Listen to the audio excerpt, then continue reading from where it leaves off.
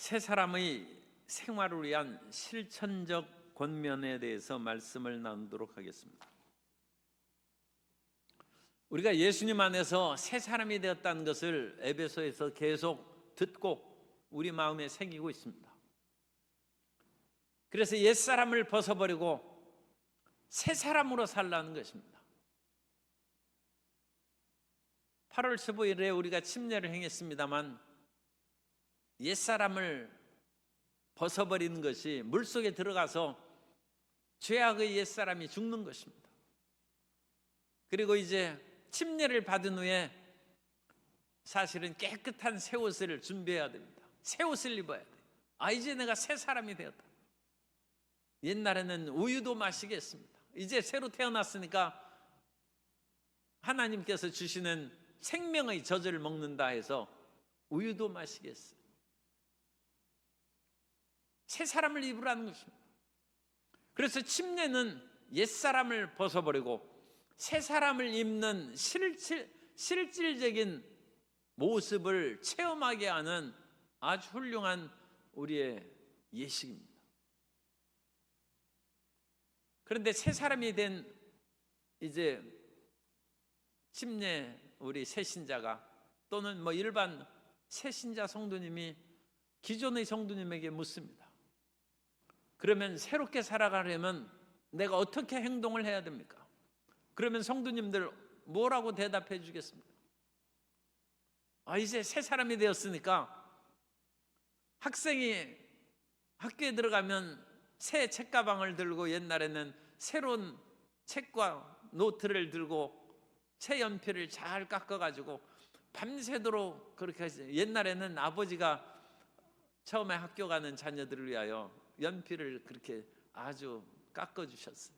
그리고 그걸 필통에 넣고 가는 것이죠. 그런 것처럼 이제 새 사람이 되고 예수님 믿는 사람이 되었으니까 우리도 매 주일마다 교회에 나오고 새 옷을 입고 하나님을 예배하는 것입니다. 그럼 매 주일 예배만 드리면 되겠습니까? 그것만으로는 부족하죠. 교회 와서 봉사도 해야 되고 또 교회의 여러 가지 유지를 위해서 헌금도 드려야 됩니다. 그러면 그것뿐입니까? 그러다 보면 얘기할 것이 좀 막히죠. 예수 믿으면 예수님 믿는 사람답게 인격이 좀 바뀌어야 됩니다. 새 사람이 되었으면 새로운 행동을 해야 되는 것이죠. 그래서 우리가 좋은 것 같은 새 사람의 삶의 규칙으로서 얘기하다 보면 십계명이 상당히 굉장히 지키고 행할 수 있는 좋은 가르침이 돼요. 옛날에는 마음이 답답하고 그러면 혹시 점치러 갔다 할지라도 이제는 그러면 안 됩니다. 야훼 하나님 외에는 다른 신이 없으니까 하나님을 사랑하고 마음과 뜻과 정성을 다하여 하나님을 모셔야 됩니다. 그리고 이제는 이웃을 사랑해야 되는데 부모님을 공경하고 살인하고 간음하고 도둑질하지 말고 거짓 증거하지 말고 탐심을 내어서 이웃 것을 욕심내서는 안 됩니다. 그러나 예수님 믿고 이제 율법에서 벗어나서 복음의 은혜 가운데 들어간 사람에게 우리가 말거리가 좀 딸린다 해서 십계명을 얘기하면 혼란스러워지는 거예요. 다시 구약으로 돌아가라는 얘기입니까? 그러므로 우리가 새신자가 되고 이제 침례를 받고 새로운 침례 교인 된 성도님에게 십계명을 지키면서 열심히 사십시오, 그렇게 말하기가 어렵다. 그러면 새 사람은 어떻게 살아야 됩니까? 새 사람이 살아가는 것에 대해서 오늘 우리가 읽은 말씀이 새 사람의 규례입니다. 그런데 이 말씀도 그 정신은 하나님 사랑과 이웃 사랑의 십계명에 준하는 그와 같은 내용으로 담겨 있어요.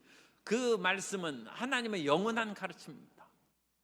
그것은 구약의 십계명일 뿐만 아니라 신약에서도 예수님께서는 가장 크고 첫째된 계명은 내 마음과 뜻과 목숨을 다하여 하나님을 사랑하는 것이고, 둘째는 내 이웃을 내 몸과 같이 사랑하는 것이다. 그런데 여기에서는 이웃 사랑하는 것을 먼저 얘기하고 있습니다. 그래서 25절부터 29절까지는 이웃 사랑에 대한 그와 같은 말씀을 전하고, 그 다음에 30절에는 하나님 사랑하는 것을 얘기하고 있어요. 그래서 새 사람으로 살아가는 것을 누가 혹시 모르면 하나님을 사랑하고 이웃을 사랑하는 것입니다. 그러면 하나님을 사랑하는 것은 무엇입니까?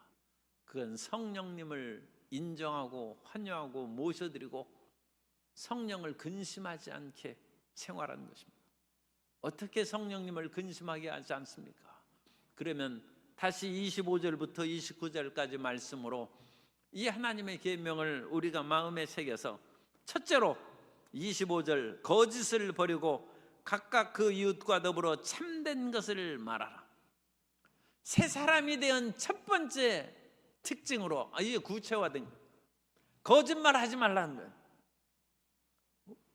우리 좀 쑥스럽긴 하지만 그래도 우리 가끔 거짓말하니까 우리 담대하게 옆에 분들에게 거짓말하지 말고 삽시다 인사하겠습니다.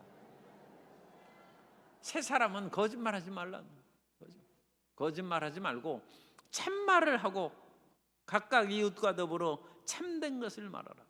이것은 우리 교회의 표에 사람에게 진실하라는 거예요.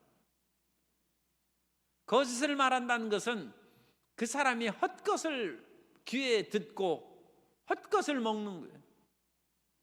그래서 거짓말을 많이 하는 사람에게 대화하고 그러면 그 속에 온갖 그런 정신적인 그런 거짓과 쓰레기, 부패된 것이 가득하게 됩니다. 그 사람의 영혼을 피곤하게 하고 망치는 것이죠. 그래서 이 거짓의 것은 사실 그 소돔과 고모라의 거짓된 열매를 얘기하는 것과 같습니다. 신명기 32장 32절 이하에 보면, 이는 그들의 포도나무는 소돔의 포도나무요 고모라의 밭의 소산이라.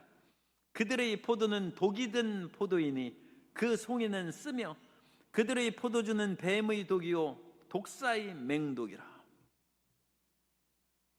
소돔과 고모라 사람들은 너무 타락했기 때문에 그 여러 가지 부정하고 나쁜 일들이 많이 있어요. 그래서 그 속에는 하나님께서 도저히 참고 견딜 수 있는 그런 상황이 아닌 하늘에서 불과 유황이 내려와서 심판할 지경에 이르렀다는 거죠. 그런데 소돔 사람의 말은 다 소돔의 포도나무 열매와 같아요. 그래가지고 이 포도 열매는 요즘에 이제 포도가 나오기 시작하는데 아예 포도 먹으면 독이 든 포도를 그걸 먹으면 사람이 이제 죽는 것이죠. 그들의 송이는 쓰고 그들의 포도주는 뱀의 독이다. 그래서 이 포도를 먹고 그 포도를 가지고 포도주를 만든 것을 마시면 독성이 들어와서 그것이 그들의 입에서 그 사람의 귀에 들리면 그 독기운이 들어가서 그 사람의 손과 발이 독약에 마비되고 움직이지 못하게 된다. 그래서 우리는 진실된 사람입니다. 진실은 참진짜 열매시. 우리의 말이 그 사람에게 들어갔을 때 그 사람에게 힘이 되고 영향이 되어야 된다. 그래서 사람이 말을 할 때 다른 사람에게 힘과 영향이 되는 말을 하는 사람은 그 뒤에 그 사람이 사랑받고 존경받고 다시 찾아오게 됩니다. 그 사람에게 먹을 것이 있는 거죠.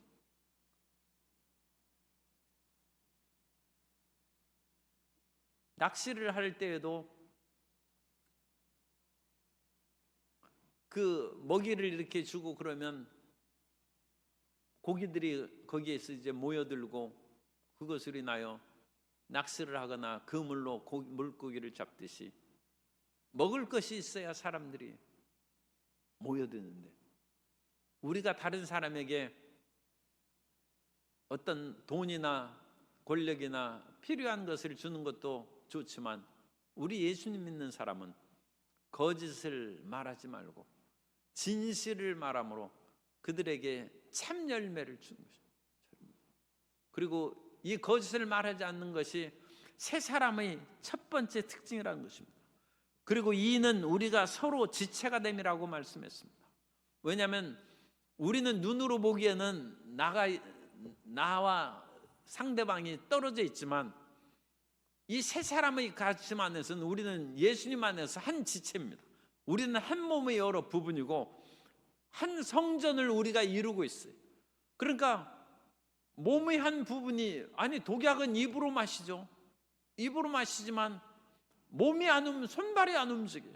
다른 지체가 마비되고 피해를 받는 것처럼 입으로 자기가 거짓을 말한 것은 다른 사람에게 피해를 줄 뿐 아니라 결국은 그것이 자기에게도 독이 된다는 거예요. 왜? 우리는 한 몸이기 때문에. 이게 세 사람의 가르침입니다. 그래서 우리가 절대 거짓말하지 말아야 되는 것은 그 독약을 자기가 마시는 거예요. 결국은 자기가 거짓을 말한 그것을 자기가 피해를 보는 거예요. 직접적으로는 그 거짓말을 들은 그 사람이 피해를 보지만 그 사람의 피해는 곧 자기가 피해를 당하는 것인데, 왜 그렇습니까? 우리는 한 지체라는 거예요. 우리는 예수님 안에서 하나의 지체가 되고 한 몸이 되었다는 거예요. 그것이 예수님 안에서 새 사람의 가르침입니다. 그러므로 예수님 믿는 사람은 한 몸인 그런 다른 사람에게 거짓을 말하는 것은 자기 스스로를 해야 하는 것임을 마음에 기억하고 새 사람으로 거짓말하지 않고 살아야 됩니다. 두 번째는 사람에게 있어서 아주 없애기가 어려운 것이 화내는 건가 봐요. 그래서 두 번째는 분을 내어도 죄를 짓지 말고 말며 해가 지도록 부음을 품지 말고 마귀에게 틈을 주지 말라. 두 번째 따라서 하세요. 분노하지 맙시다. 사람이 분노하는 것을 당연한 것이 생각하는 사람들이 있어요. 나는 원래 성격이 그래. 그 예수 믿고 새 사람은 그런 말을 하면 안 됩니다. 그건 옛사람이 하는 것이고, 새 사람의 특징은 분을 내지 말라는 거예요. 여기서 분을 내어도, 이 말에 분을 내어도 괜찮은가 보다, 그런 뜻은 아닙니다. 분을 내지 말아야 되는데, 그래도 우리가 연약함으로 분을 혹시 낸다 할지라도 그 화난다고 해서 이것저것 다 일을 뒤집어버리고 헝클어버리지 말고 죄 짓지 말라는. 분노하면서 죄 안 지키기가 얼마나 힘들어요. 차라리 처음부터 분 안 내는 것이 좋죠. 사람이 화내면 죄 짓는 거 얼마나 화내면 물건 뒤집어 던져버리고 다른 사람에게 욕하고 그러기가 쉽죠. 그러면 물건이 깨졌으니까 물질적으로 손해가 되고 다른 사람에게 심한 말을 했으니까 그 사람의 마음에 상처를 줌으로 죄를 짓는 거예요. 분내었고 죄를 안 짓는 것은 어렵죠. 차라리 분을 처음부터 내지 않는 것이 좋다. 그래서 우리는 성경에도 거룩한 분노가 있지 않느냐. 그러므로 그것은 분을 내어도 된다는 그와 같은 변명거리하고는 전혀 상관이 없습니다. 거룩한 분노를 하는 것은 그야말로 특별한 경우고, 그건 하나님의 특별한 인도하심이 있을 때지, 자기 스스로 나의 분노는 거룩한 분노다 하는 것은 그건 오만한 그런 생각으로 그 말을 하는 것입니다. 그러므로 좀 강조해서 얘기하면 절대로 분노를 하면, 절대 화내면 안 돼. 더군다나 이 여름에 화내고 그러면 자기만 더 덥고 그러니까 절대로 분노하지 말고, 이 분노하면 마귀가 들어온다는 것입니다. 해가 지도록 분을 품지 말고 마귀에게 틈을 주지 말라. 마귀가 사람들에게 들어오는 여러 가지 루트가 있어요. 우크라이나 이 군사들이 러시아의 그런 모든 것을 진격할 때도 1급 비밀로 그야말로 고급 장교들에게까지 비밀을 지키면서 마지막에 그 진격 명령을 해서 러시아의 그런 땅을 점령했다는 그런 뉴스를 제가 들었는데, 마귀가 우리 사람에게 일도 없이 들어오는 것이 아니라 죄를 지으면 죄를 지은 루트를 따라서 들어옵니다. 그래서 죄는 마귀가 우리를 합법적으로 괴롭힐 수 있는 그와 같은 길이 되는 거예요. 그래서 죄 지면 어떡합니까?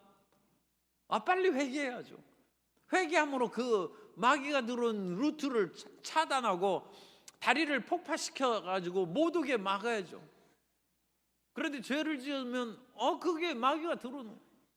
귀신들이 거기를 들어온다. 그런데 또 다른 루트가 뭡니까? 분노하면 그거의 분노에 마귀가 틈을 타고 그 속에 들어온다. 분노는 우리 안에 있는 간첩입니다. 분노는 우리 안에서 성문을 열어주는 아예 첩자예요, 첩자. 그래서 분노가 일어나면 마음의 성문이 열리고 그 열린 성문에 원수 마귀가 틈을 타고 들어옵니다. 그래서 어떤 일이 있어도 새 사람은 분노하지 않아요. 분노하지 않으려면 어떡합니까? 오래 참아야 되는데 분노하지 않으려면 예수님 안에서 어떻게 해야 된다. 주기도문을 외우는 것이 좋을 것 같아요. 주기도문을 30초 걸려요. 천천히 이렇게 따면 30초 딱 걸리는데. 그래서 요즘에도 우리 코로나 그런 것이 재유행되고 그런다는데 항상 그 지침은 마스크를 하는 거하고 몸이 좀 목이 이상하고 그러면 마스크를 하는 것이고, 두 번째는 30초씩 손 씻는 거예요. 그런데 30초를 어떻게 시간적으로 손을 씻을 수 없으니까 손 씻으면서 주기도문 한 번 외우면 30초 걸린다니까요. 주기도문 할 때까지 손을 씻는. 그러면 신종 코로나도 우리가 예방할 수 있는 것이고, 우리의 마음의 분노를 예방하는, 마음에 분이 생겼을 때 주기도문 30초 하고 나면 그 분노를, 과격한 분노를 이길 수 있어요. 마음의 급한 성격을 우리가 이길 수 있어요. 나 원래 성격이 그래. 그건 옛사람입니다. 옛사람대로 살면 안 된다는 것을 성경은 계속 강조하고 있어요. 그리고 이미 옛사람은 이미 심려를 받을 때 죽은 것입니다. 그러므로 우리는 새 사람으로 살아야 되는데, 옛사람의 특징 하나인 화내는 것, 이 분노를 금지하고 화내지 말라는 것입니다. 그리고 분노는 우리 안에 내부의 첩자예요. 분노하면 내부의 첩자가 우리의 마음의 성문을 열어주는 것이라는 것을 잊지 마시기 바랍니다. 얼마나 그건 사실 심각하고 무서운 일입니까? 우리 마음의 성문을 열어가지고 마귀가 들어오고 귀신이 거기에서 몰려 들어오면 도둑질하고 죽이고 멸망당하는 것입니다. 따라서 새 사람은 분노하지 않습니다. 그 다음에 세 번째는 새 사람은 도둑질하지 않는다는 거예요. 도둑질하는 자는 다시 도둑질하지 말고 돌이켜 가난한 자에게 구제할 수 있도록 자기 손으로 수고하여 선한 일을 하라. 그래서 예수님 믿는 사람들은 이제 일을 열심히 하라는 거예요. 이 도둑질하는 것은 놀고 먹는 거예요. 놀고 먹는 것은 다른 사람이 생산한 것을 도둑질하는 것이나 마찬가지예요. 그런데 우리는 항상 열심히 일해야 돼요. 자기 자식도 20살 전까지는 부모님의 그런 도움으로 받아 먹고 살지만, 이건 일반적인 얘기예요. 20살이 넘으면 자기 스스로 먹고 살아갈 수 있도록 물질을 마련해야 돼요. OECD 국가 가운데 30여 개 국가가 있는데 그 가운데 20대의 자립도가 이 우리나라가 제일 낮아요. OECD 그 국가 중에서 소위 말해서 부모에게 기대는 캥거루족이 한국이 81%입니다. 한국에서 20대에 부모님에게 기대어서 계속 주거나 용돈이나 모든 것을 탓쓴 사람이 81%고 OECD 평균은 50%입니다. OECD 평균은 1.6배. 그렇다면 이 평균이 50%면 우리는 80%고 다른 어떤 나라는 20%에 불과한 거예요. 20%. 20세가 넘으면 부모님을 기대어 물질을 타 쓰는 사람이 다른 나라는 20%밖에 없어요. 10명 가운데 2명은 부모님을 의지하고 그냥 살고 8명은 자립한다는 거예요. 잠언서 28장 24절에 부모의 물건을 도둑질하고서도 죄가 아니라 하는 자는 멸망받게 하는 자의 동륜이라. 이 어렵게 써놨어요. 멸망받게 하는 자는 살인자입니다. 너무 이 단어가 심해서 이렇게 우리가 부드럽게 번역했는지 모르는데, 도둑질하고서도 죄가 아니라 하는 자는 살인자와 한패다, 그런 뜻입니다. 그러니까 부모님의 것을 함부로 쓰는 것이 얼마나 이게 심각하고 무서운 것인지 성경이 말씀하고 있습니다. 부모님의 것도 그렇다면 다른 사람 것을 더 이용하고 그것을 뺏어먹는 것은, 난 부모님이 나를 낳았으니까 어느 정도 책임이 있는 것이죠. 하기야 그 책임은 20살까지 키워줬으면 되고, 조금 해서 10% 그냥 양보하면 22살까지 키워줬으면 되는 것이고, 그 다음부터는 자기 스스로 살아야죠. 자기 스스로 살기 어려우면 우리 젊은 형제 자녀들에게 그럼 부모님 구두라도 닦고 어머님 대신, 어머니가 청소하려면 어머니 하지 마세요.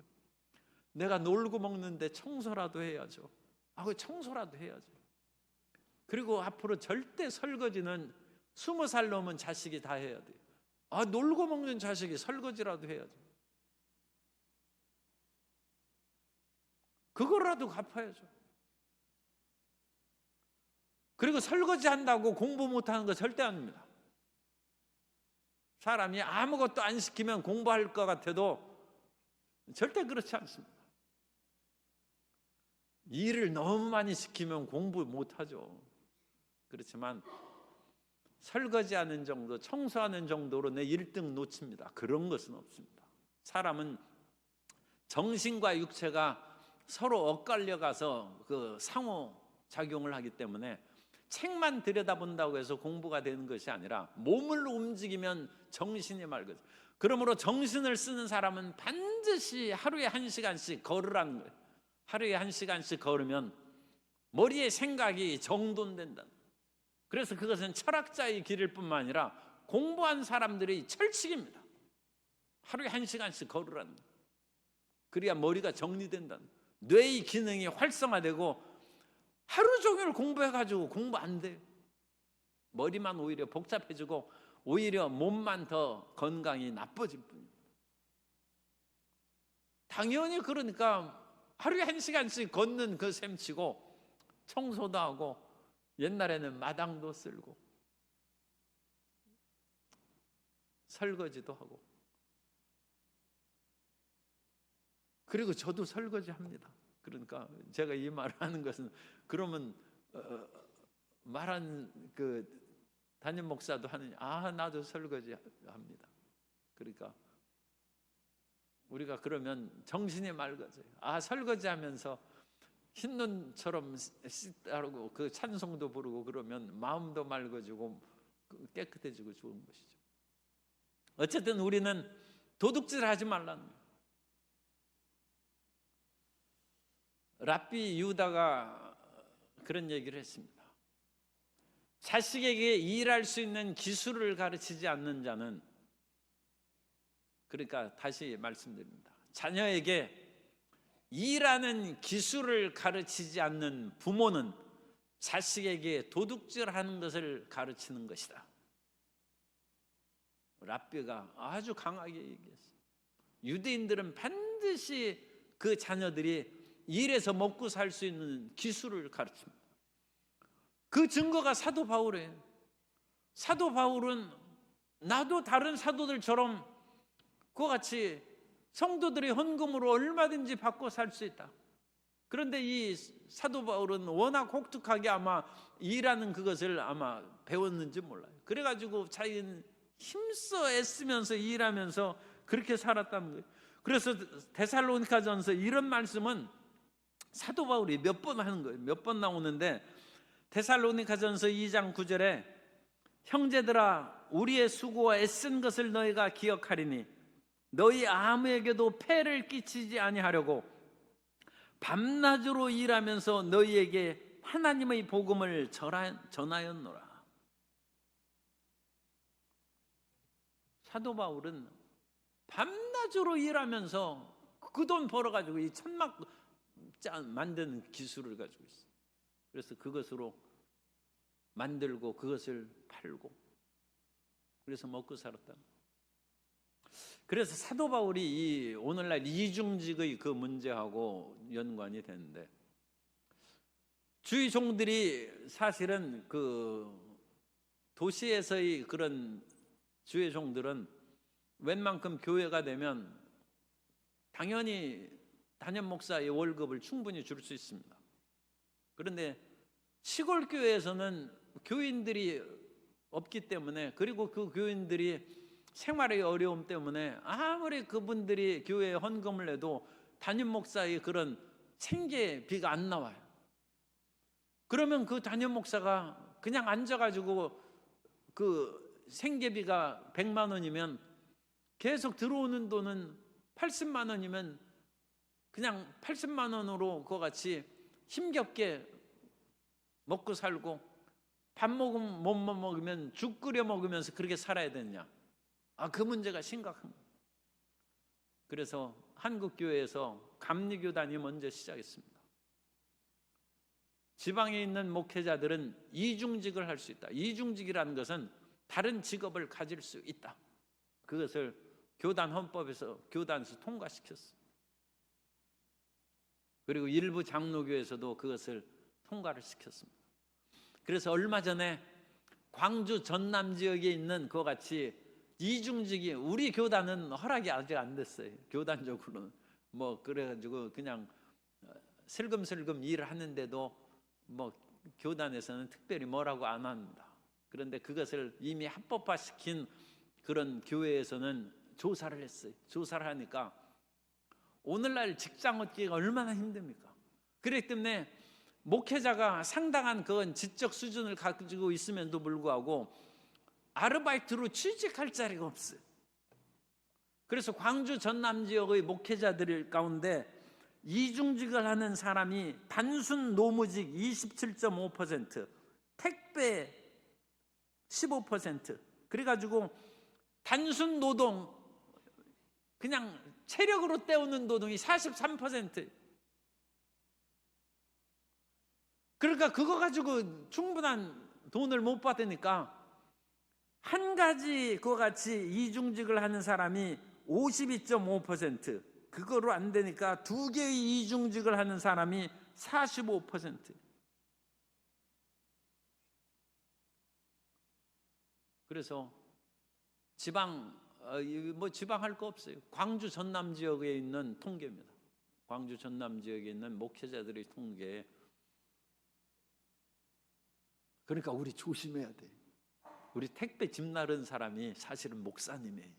그런데 그 사람이 변장을 하고 야구 모자를 눌러 쓰고 지금 짐을 나르고 있는데 그 조심해서 되어야 돼. 그렇게 살아오고. 그래서 그 문제를 가지고 이제 심각하게 논쟁이 되고 있어요.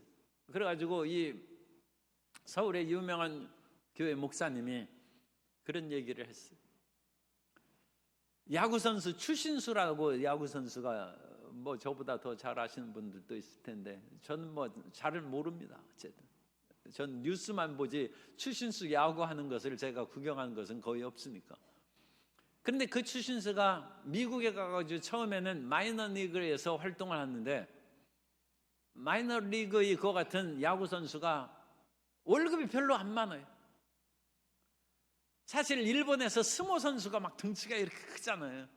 그런데 스모 선수도, 마이너리그에 있는 스모 선수는 그 큰 등치에 밥을 먹기가 힘들다고 그랬어요. 먹고 살기 힘들다는 거예요. 거기도 어느 정도 수준이 있어야 연금도 나오고 먹고 살 수 있습니다.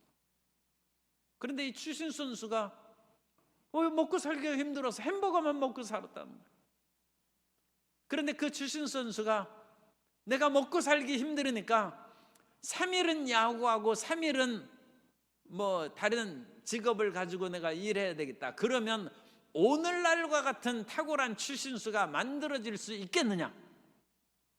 추신수 선수가 햄버거 먹으면서도 야구에 전념하고 몰두했으니까 오늘의 탁월한 선수가 된 것이다. 그렇게 말하면서 목회자도 마찬가지다. 지금 어렵고 힘들다 할지라도 온 힘을 다하여 목회에 전념하고 부흥 성장시키면 충분히 살 수 있다. 이제 그런 뜻으로 상당한 목회 연륜을 가진 분이 이중직에 대해서 묻는 후배 목사들에게 그렇게 답변을 해줬습니다. 굉장히 옳은 말입니다. 그런데 제가 그 옳은 말을 생각하면서 여수 돌산섬에 있는 그런 목회자를 생각합니다. 그분이 30년 전에 120명 성도를 가지고 열심히 목회했는데 거기에 있는 성도들이 너무 잘 돼서 다 돌산에서 서울로 미국으로 다 나가서 지금 60명 됐어요. 성공한 목회가 절반으로 줄었어. 그렇다면 120만 원 월급 받고 살았다면 지금 60만 원으로 줄을 수밖에 없다. 이 지방 목회에 대해서는 추신수 선수 얘기를 적용시키기가 어렵다는 거죠. 어쨌든 간에 우리가 지금 목회자까지 얘기를 했는데 도둑질하지 말라는 거예요. 우리는 최선을 다해서. 그러므로 성도 여러분도 이중직 해야 될지도 몰라요. 지금 가지고 있는 직업으로 살기 어려우면 아르바이트 또 하나 해야죠. 그래서 다른 사람에게 피해를 끼치지 말라는 거죠.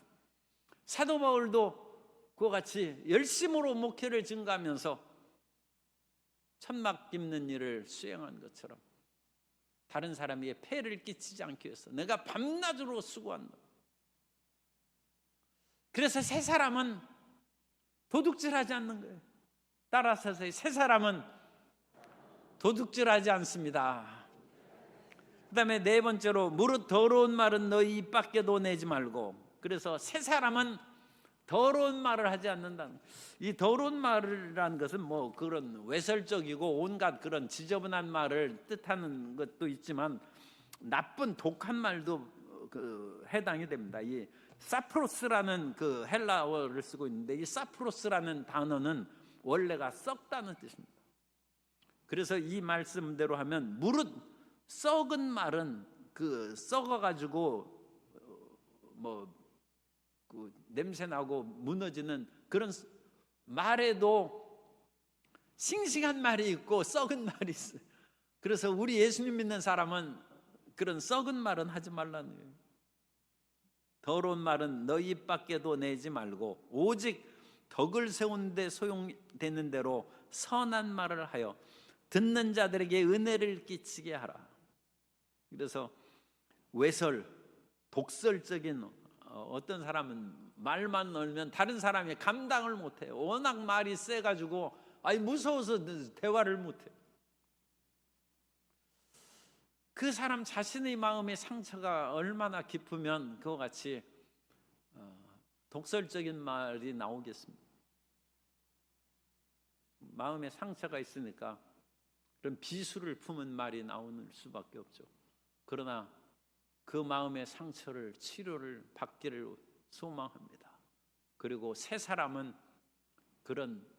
이런 사프로스, 그런 썩고 더러운 말은 독한 말을 하지 말라는 거예요.